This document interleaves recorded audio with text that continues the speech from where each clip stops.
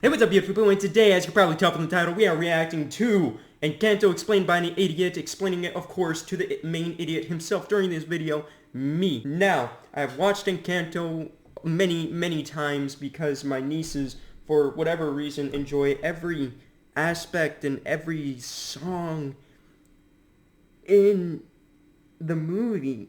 And I can't blame them. They're very good. But now, it's just constant in my head, and I need a break, man. I need a break. But I hope you guys enjoy. Make sure to like, sub, do all that beautiful stuff, and let's get into it. Welcome to Encanto, which starts off with Nana telling little Marble about this magic gift she's about to get from Magic Candle, and she's like, is this shit magic? Damn right. And she tells her about this whole story, how she ran away from home when she had 3 babies, because I'm guessing what our Americans evicted them or took their land or whatever and killed her husband. So they're obviously Latino or Hispanic. Is that the same thing? They're Hisplatino annex. Listen, I'm ignorant and stupid. It wasn't Americans, it was still European, but British European, I'm like 80% sure. Go with it, okay? So Hubby dies, she cries, and Ken's like, don't cry, watch me go Super Saiyan, and gives them a bunch of mountains and a magic house that's alive, a bunch of land, and probably kills the 4 attacker sluts too. And when her children came of age, this miracle candle also gave them all a gift. So like, when they hit puberty, or is there a set age? Oh wait, maybe a blank door just pops up and that's when they know it's time. Anyway, they touch the knobs, the doorknobs that is, and get a gift, aka a power, and so do their children, and so on and so forth. You know, fourth generation also get gifts and shit. And they made a community that they help with their powers and stuff, and this is the day that Marble gets her gift, capiche? Then we cut to grown-up Marble helping set up the house with the house while singing about her family's gifts to some children. But fuck that shit, cause I wanna spread the cheeks of movie expression my own way. See, candle give gift, anybody who get gift, get door, and that door leads to a room that is magically bigger on the inside than it is on the outside. Kinda like your mom's pussy. And the first person with the door is obviously Grandma. Damn. Poor mom. Don't know exactly what her power is, but I am guessing that she's the keeper of the candle because the candle's in her room and the person the house listens to the most, or something like that. Keeper of the flame, whatever. Next, her daughter, and Marble's mom, who can heal people with food. Super useful power. Next, skin depression, Nana's other daughter. She can control the weather, looks like more with her emotions than, you know, her brain, which is kind of a shit deal because she's a stupid emotional female. Next, Nana's third kid, Bruno, who has Voldemort status among this family because they don't talk about him because he sees the future and they think he bad luck, bad juju. And one day, after one of his visions, he left. Also, extra information about him to have visions or use his power, he needs a big empty space with lots of dry sand. Kind of like your mom's pussy. Next, the grandkids. Rainy bitch got 3 kids. First one being acoustic, and by that I mean she can... Oh, this mom talk, bro. Oh, this mom talk. I swear, I will leave a comment saying your mom. I swear, dude. Say... Talk about my mom like that. Hear everything everywhere. There's gotta be like a set limit to that, right? Like a radius. Also, IMO. It's kind of a shit tier burden of a gift. Next kid of hers is a troll idiot with a troll power, which is shapeshifting. Next of her kids is little Antonio, who's gonna get his powers today, but let me spoil it for you, he can talk to animals. Next, Healy bitch. She got 3 kids too. Everybody got 3 kids. I don't know why. One of them is super duper strong, and the other one can make, wait for it, flowers. Another baloney tier power. But even worse than that, we got Marble, who didn't get shit. A fact that these kids are very supportive of. Marble's just a loser. Like, literally, the entire aspect of this entire movie is trying to explain how she's not a loser, but we all know that she's a loser. I'm just as special as the rest of my family. Alright guys, where do I go? You are literally not. The wagon. Maybe your gift is being in denial. I like that kid. She's going places. Now back to the movie. Song goes on, madrigals, blah blah blah. And I'm sure she's strong, but that bridge should collapse under its own weight if it's held like that. But whatever, maybe it's held together with magic bullshit too. They're all prepping for Antonia's gift receiving celebration with everyone harking on about how she didn't get a gift. Way to drive that point home, movie. And Nana's low-key, high-key being an asshole, like stay out the way, you useless, giftless gringo. They can't find Antonio, so she goes into her normal plebeian room where she knows he is to give him a present to chill his nerves a bit because he's afraid that he won't get a gift like her. And she's like, don't worry Holmes, you'll do fine. And as he has to go up the stairs to touch the candle and then the blank magical door to reveal his power, the pressure mounts and he asks her to hold his hand while he goes up there, which is odd because you're supposed to do it alone and shit. And as they walk together, she gets memories of her gift receiving ceremony or whatever failing to launch with her door disappearing and the flame fluttering. He touches all the crap he needs to touch and immediately starts talking to a toucan that lands on his shoulder. They open the room and he has a mini jungle in it. They partay and Nana's like, let's all take a picture. What year is this and why the fuck is the camera so goddamn old? Doesn't matter because they leave out Marble, whether that's on purpose or by mistake is unimportant because she starts singing a sad song about how she's so sad, she has no powers and she's useless. I don't know why this bitch complaining though because she can clearly slow down time. Anyway, at the end of the song, their house gets cancer. She notices it vibrating and cracks all the way up to the candle window with the flame and the doors flickering, so she bursts into the party like, the house is in danger, it's got scoliosis, cracks all over the fucking walls, dog. They go out to sea and... As a person with scoliosis and just had scoliosis surgery, I can confirm that is exactly how that house is feeling right now. find nothing and nobody believes her, and Nana's like, quit your bullshit and let's get zoinked, bitches. They go back to the party, and that night she can't sleep because she's too busy overthinking about the flame and shit, so she climbs up to the roof and makes her way over to the candle, and I have no idea why she's doing this. Like, what's the big idea here, kid? You gonna pour some gasoline on that bitch? What's the plan? Whatever. Nana shows up like, right? I miss you, Pedro. I need you. Cracks in our casita. This shit blows. What if our whole miracle is dying? Oh, we can't lose our home. Blah. So Marble takes it upon herself to save the miracle, and she suits up ready to go rescue it from the jaws of death when she realizes she has no idea what the hell she's doing, and she goes, wait a minute, fuck am I doing? And she decides to go to the Hear-It-All, who's gotta know something about this losing the power stuff or losing the miracle stuff, and the next morning she tells her that the only person worried about this magic stuff is her and the rats in the wall and her hunk sister, because she heard her eye twitching throughout the night. If you heard that, then you heard Nana talking to Pedro last night. Why are you leaving that out, ho? Does she have selective hearing? Because if not, as I said, this power sucks, cause that means she can hear everything from the wail of all the women that are giving birth in this town to every teenage boy in this Encanto aggressively masturbating to that extra piece of curvy ass they call their neighbor's daughter. Hell, I bet she probably heard someone busting a fat one to her. This power sucks, yo. How's she not going insane? Whatever. At the dinner table, she keeps trying to ask her hunk sister about it. Almost too much. Just almost. While Grandma tells Flower Girl that the dumbass that's about to propose to her wants to squeeze 5 babies out of her, and Luisa gets away, Marble follows her and annoys her into singing a song about how everyone expects her to be strong and shit, and she kind of feels soft, and she feels that if she's not strong, she's a useless member of this community, or just a useless piece of shit in general. All the while she's singing this, she's still grabbing shit from physically unideal or impossible areas to grab shit from. After it's done though, Marble comforts her, and Luisa tells her that she overheard the grown-ups talking about Bruno having a vision about this shit when they were kids, and she should go and look in his room or his tower for this last vision he had, and she'll know the vision when she sees it. I don't know how the hearing girl didn't overhear this. Maybe that was before they got their powers though. I don't know. So she goes to Bruno's room where the casita cannot enter for some reason, because it's deactivated. I don't know why, but it is. And it's big as hell, full of sand, and she goes up to the tower on a bunch of stairs, jumps a scap with a makeshift Indiana Jones rope, and then goes into the spooky empty vault and finds glowing green shards of glass in the sand, and while the door shuts on her and the place starts falling apart, she speedruns collecting all this green glass and tries to get out before dying. Kind of like how I'm speedrunning saying this bit, because I have a lot of shit to say about this crap. Number 1, why is the room deactivated when he technically did not leave? Number 2, this door is clearly gonna close on its own. Why didn't you prop it up with a rock or something, you fucking stupid retard taco? It can't be open from the inside, but that's besides the point. She didn't know that till the last second. Number 3, she gets out of the room, right? But how the hell did she do that? That rope is clearly gonna settle right there, if not further back. You're telling me she jumped all that shit? Suck my fat cock, movie. Number 4, she did jump. For jokes that I personally cannot say, but I'm pretty sure that he can say.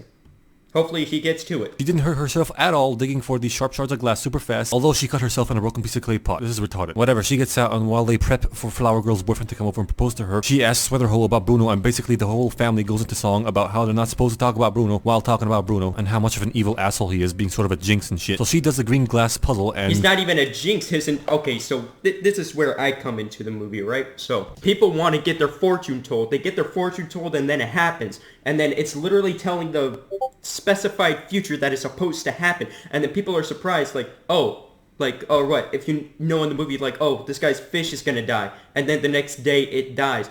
He tells the future. He doesn't tell you, like, he doesn't bestow a certain thing that's gonna happen in your life. He tells the future. That's how his power works. And then these people are just too damn stupid to understand that. But we're gonna get back into the video. I'm sorry for going on a rant, but damn.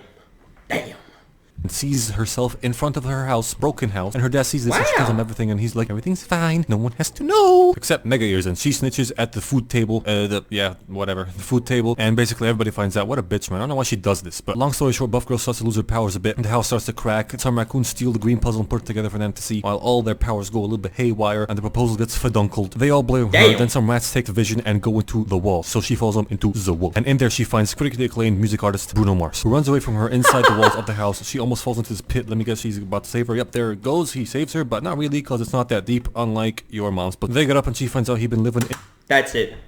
That's it.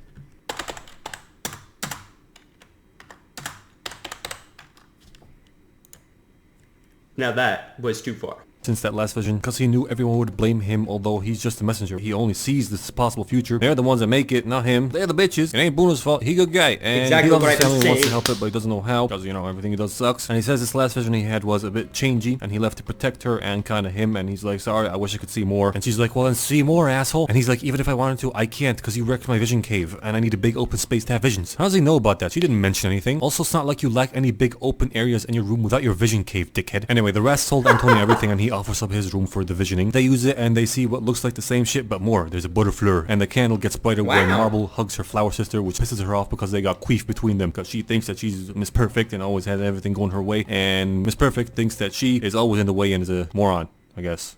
So one is a person who didn't get a gift because of whatever fate, and then the other's a bitch. Exactly. Yeah, so Bruno leaves and she goes into her sister's room and they fight, echoing the shit I just said a second ago. By the way, this is the last room we see and I am fucking pissed, mate. I want to see the rest. Does Buff Girl have a gym in her room? Does Morph Boy have a bunch of pictures of random people on the wall that he can morph into? Is Marble's mom's room just MasterChef? Does she have Gordon Ramsay in her room? I need to know. Also, this host power's only actual use is making a room smell good and help bees make honey. Also, apparently she can make ropes. Fucking fantastic, bro. But if someone's dying, all she can do is provide flowers for that sucker's funeral. That's it. Useless power. That changes though, because she goes into song about how she has all this pressure to be perfecto in this Encanto and like get a lot of babies from this dude she doesn't even like. Because her powers are so damn useless, she's still of more use being a goddamn baby oven. That's basically what she's saying here, okay? But now through fighting and pressure and song and whatever, she makes a different type of plant. And she's happy she made something new and different, expressing her imperfectness and whatnot. All I really see is she can grow crops now. Good for you, kid. Anyway, more song and dance. They hug shit out and the flame gets brighter. Shit gets fixed too. Nana sees them and she gets mad as hell like, what are you doing, Mirabelle? What are you doing with my perfect baby maker? I'm fixing the miracle. No, you ain't fixing shit, Four Eyes. You're breaking it. You're the one. The Nana literally needs to die in this movie. I'm sorry, I know it's Disney. I know that they can't have someone die without them bringing back to life, but she just needs to die and stay dead. She needs to do an up, whatever that guy's grandma, old man grandpa's wife. She just needs to die. Winning the gift with all this pressure on us to be perfect. Nothing's ever good enough for you, saggy tits, wrinkly pussy. Saggy tits, wrinkly pussy. At least I got some dick, unlike you, you eternal eunuch. You should be in the box slowing down the river, grandma. And while they fight, cracks form all over the Encanto through their house too. And the candle starts being endangered because the casita is falling apart. A couple of them try to save it, but in doing so, I mean, they lose their powers while doing it. And the one who actually succeeds to get to the candle and grab it is Marble, while they all get shepherded out of the house by the house. Bruno juggernauts his way out the walls like legend. Yeah. And the house protects Marble from itself falling apart. The candle oddly melts out super quickly and the casita is dead, and these boards should not fall to the outside like that if they're propped up like that. But whatever. They're all alive and Marble's pretty sad, so she runs away through the cracked mountain. They're all looking for her and we get this shot. We haven't found her yet. I don't know why padding to them for this one line seemed out of place, unnatural, and just a bit forced. Not gonna lie. Who cares though? Saggy Pocahontas. See, the thing is that part, like, it is, like, very, like, misplaced for whatever reason, even though it fits in the movie, but it doesn't. Finds crying Marble at the river where she got the gift that fucking nuked the yellow-haired, blue-eyed, horse-riding that killed her hubby. We get a bunch of memories of her with her husband and her kids and stuff, and when she got the gift and grew old, and you see all the kids with the pressure of living up to her expectations while she walks past their rooms. And wait a minute, Bruno's room is not walk pastable. The fuck? Anyway, more memories of how the horse riding assholes force people out of their homes, and she like, I've been given a miracle and I was so afraid to lose it that I lost sight of who was actually for, and now I'm the reason it's broken. Oh my god. And Marble's like, don't say that, homie, you suffered so much alone, you were given a miracle because of you, blah de blah de blah, all that stuff. And then butterflies, this division location, oh my god, hugs all around, flies all around. No, that's not flies, butterflies all around. And they go back home to their screwed up house. Bruno re-enters the family sphere and they're glad he and Marble are back. They're all like, we'll be okay, but the shapeshifter dude's like, not if we don't have a house. What? We don't have a house. I can't say we don't have a house. What is that? Not a house. they go into song for hopefully the last He would be great at CinemaSins. godforsaken time of this movie, rebuilding their home with the grateful, helpful townspeople. Also, I'm guessing Marble's gift is taking Nana's place when she finally does float down the river. They build their house again in like a day. Ear bitch gets with this guy, and with a final doorknob touch, the house comes back to life. They all get their powers back. They don't get a new candle though, so what are all the future generations gonna touch to get their powers? Doesn't matter. This movie gets an Empire. I'm just saying, okay, so that little scene that I just showed right there, I'm sorry for pausing on this little specific part, but this little scene right here doesn't exemplate strength. I'm pretty sure that pot probably is weighing about 50 to maybe 70 pounds. I'm sorry, but most people can lift 50 to 70 pounds lifting a jar full with the flour or full-on plant and then placing it down. It should have showed her holding like another bridge or something. That's just me. Burj Khalifa. Damn. I hope you guys enjoyed. I definitely know I did. And man, that grandma, even at the end of the movie when she admitted her mistakes, should have died. But I hope you guys, do all the stuff I said in the beginning and